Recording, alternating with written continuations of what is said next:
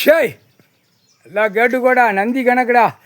ஜாதி ஜாதியாக வச்சுருக்கவனுக்கு குண்டியில் பழுக்க வச்சு வானரப்படம் இழுத்துருவான். இன்னும் அந்த ஜாதி ஜாதி தான் ஓட்டிக்கிட்டு ஆட்டிக்கிட்டு நக்கிட்டு அலையுத.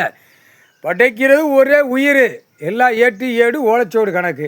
அடுத்து மதமாக உட்காந்து ஆட்டுறவனுக்கும் குண்டியில் பழுக்க வச்சு இழுத்து போடுவார். அவ்வளோதான் கணக்கு போட்டாச்சு. ஏன்னா ஜாதி ஜாதி விடணும், மதம் விடணும். இந்த இந்த இந்த இரண்டு தரப்பில் நாசம் பண்ணி வச்சுருக்கான் பூமியில், மானிட ஆணும் பெண்ணும். சரியா? இப்போ தமிழ்நாட்டில் ஆட்சி உட்கார்றது மதமாக தான் உட்காருதான்.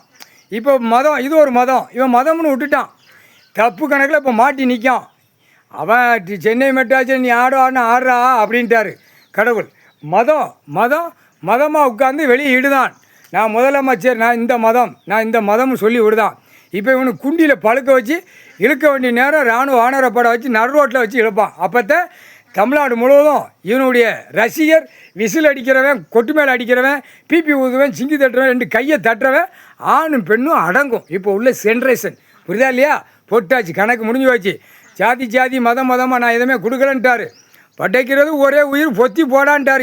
இந்த பாயிண்ட் வச்சு பிடிக்கிறத எல்லா 3 மதத்துக்காரனுக்கும் குண்டியில் சூடு வச்சு விட்ருவாங்க. குண்டியில் தின்னு கழிக்கல ஓட்டை, சட்டத்தில் ஓட்டை.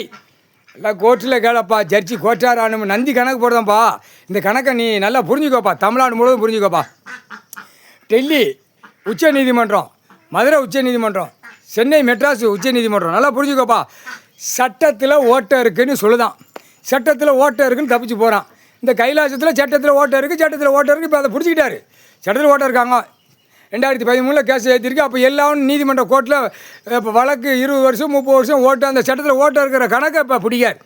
சட்டத்தில் ஓட்டை இருக்குது. அந்த ஓட்டைக்கு தண்டனை வேணும்லப்பா. ஓட்டார் ஆணு முன்னு சட்டத்தில் ஓட்டை இருக்குன்ட்டான்ல, தண்டனை இல்லை. அப்போ சட்டத்தில் ஓட்டை இருக்குது. அந்த ஓட்டைக்கு தண்டனை அந்த ஓட்டைக்கு எங்கே கொடுக்கணும்? இவன் தின்னு கழிக்கிற ஓட்டையில் தண்டனை கொடுக்கார். வழி இல்லாமல் தண்டனை கொடுக்கார். அடி கிடையாது, வழி இல்லாமல் கம்பி பழுக்க வச்சு அந்த சட்டத்தில் ஓட்டை இருக்கிற உள்ள கம்பியை வச்சு சொறி தூக்கி எறிவான். அதான் முடிஞ்சு வச்சு இராணுவ வானரப்படை. இப்போ புரிஞ்சுக்கிட்டீங்களாப்பா? வழக்கறிஞர் புரிஞ்சுக்கோ, நீதிபதி ஜட்ஜி கோட்டார் ஆணு பெண்ணு, 2 தரப்பில் ஆணு பெண்ணும் புரிஞ்சுக்கோ. இதுதான் தண்டனை. சட்டத்தில் ஓட்டை இல்லை. இப்போ ஓட்டையை பிடிச்சிக்கிட்டாரு. சட்டத்தில் ஓட்டை இருக்காடா, நீ தின்னு கழிக்கிற ஓட்டை இருக்கா, அந்த ஓட்டையில் நான் கம்பியை பழுக்க வச்சு உள்ள சொறியை தூக்கி எறியமிடான்ட்டார். இராணுவ வானரப்படை அந்த டைமில் போடுவார். இப்போ கணக்கு லேசாக விட்டாச்சு. கண்ணால் பார்த்துக்கோ, காதால் கேட்டு விடான்ட்டார். 3/4